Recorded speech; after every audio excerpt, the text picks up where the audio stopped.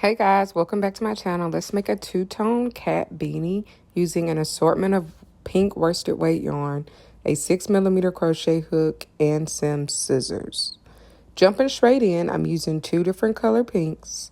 They're both kind of dark. One's hot pink and then one's a dark pink. We're going to do a slip knot, put the slip knot on the hook, and then you're going to tighten it up and start making a chain. When you're making this chain, you want to make sure you're not making it too tight because you will be working into this chain in the next row. You also want to make sure it's not too loose. So you want to make sure you're keeping like a steady tension. This initial chain is basically going to start off your hat. So if you started off bad, the hat may end bad, okay? So try to keep a steady tension with your chain. Once you make your chain, try it on because this is the first chain that is also going to determine the size of the hat. You don't want it too tight. You don't want it too loose. You want it to just connect because it will spread slightly when you do your next row. Once you make sure that or confirm that the chain is of size to fit your head, lay it flat. You want it flat. And then you're going to fold it in half and slip stitch into it. But make sure it's flat. If the chain is like all twisted up before you connect it with the slip stitch at both ends, you are going to have to redo this you're going to have to take off your first row and then reattach, make sure it's straight and reattach it. So make sure it is flat and not tangled up. Otherwise, you will have to redo this row and you're going to be mad, but that's not my fault because I told you like 1,200 times to make sure it is not tangled. After you slip stitch to connect them, you're going to chain two, and then we're going to be working one double crochet in each stitch all the way around the entire row. That's why I said make sure you don't do the chain too tight because you're going to have to work into the chain. If you know how to do a foundation double crochet chain, you can do that instead of doing the chain and then working into the chain. I didn't do that because I don't think it's that easy to teach people. And I also normally just don't do that. I just struggle working into my chain. It's like a process, a trauma bond that I have when I make cat beanies. Also, I've heard people say you can upsize your hook for that first chain row and then downsize to the hook you'll use for the rest of that so that it's easy to work into. I haven't done that. Comment below if you guys have done that and how that works out. I think it could be pretty cool, but I just prefer to struggle working into my chain. Like I said, it's just a trauma bonding process that I have with every cat beanie I make. Once you have placed a double crochet in every stitch all around your row, sorry for it going off camera a little bit, you're going to slip stitch into the top of the chain two that we did to start our row. Now, after you finish the first row, if your hat is twisted and tangled up, you will have to redo the first row. You see how my hat lays flat? I didn't have a tangled first row, so I can continue going. I'm changing colors to two different pinks. These are more so lighter pinks, and I'm going to show you how to change colors. You're more than welcome to keep using the same colors for your entire cat beanie. I just wanted to change colors to give me a more graphic, abstract look. I just placed the yarn above the hook, leaving obviously a little bit of the yarn tail out. And then you're going to pull it through the loop and then chain two. Because to start our row for every row, we're starting off with a chain two. Now I just leave the short yarn tail out. I crochet over it a little bit for security, putting one double crochet in each stitch. And then after you crochet over it a couple of times, you can leave it hanging if you want to leave it hanging. If not, continue to crochet over it or, tuck it in when you're done making the beanie. But for this row, we're going to be putting one double crochet in each stitch. And every row after your first row will pretty much go a whole lot faster because you're working into the stitches, not necessarily that chain row. So you're going to be putting one double crochet in each stitch. We're not increasing because we already know the hat is going to fit because our initial chain fit. Now, if for some reason it doesn't fit, you will most likely have to redo that first chain row. You won't really be able to stretch the hat out that much, but that's why I said try it on first. Now again, once you finish doing all your double crochets in the row, you're going to slip stitch into the top of the chain two to end your round. This is how you'll end every round for this hat. And you'll basically be repeating this process until you're done with the hat. But I'm about to change colors again because I'm not sure if I explained it that well the first time.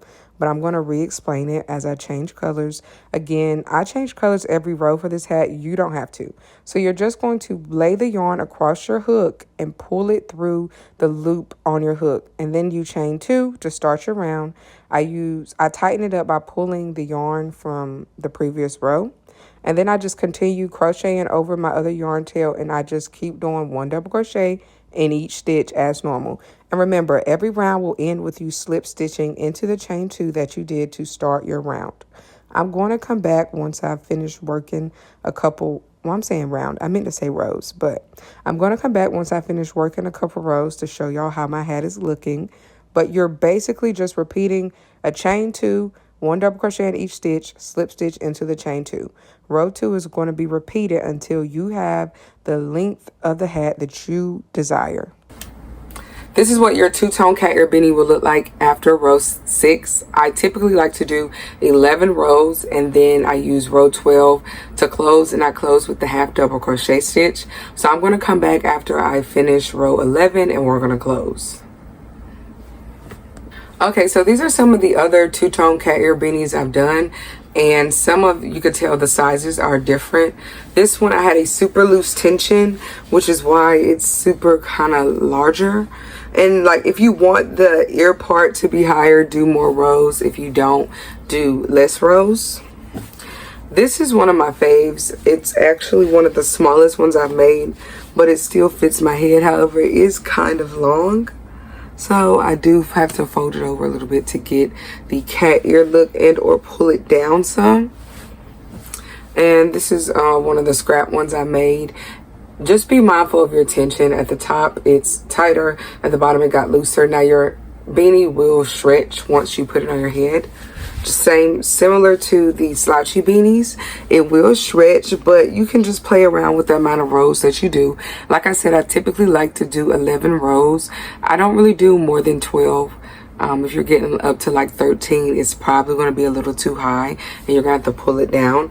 Only reason I would do that many rows is if I wanted to do a brim. But I typically don't do a brim on my two-tone cat ear beanies, but you can play around with the colors as well as the amount of rows you do. Just make sure it's not too high, because you will always have to do an extra row to close your hat, okay? All right, this is what your cat beanie will look like after round 11. I'm going to try it on.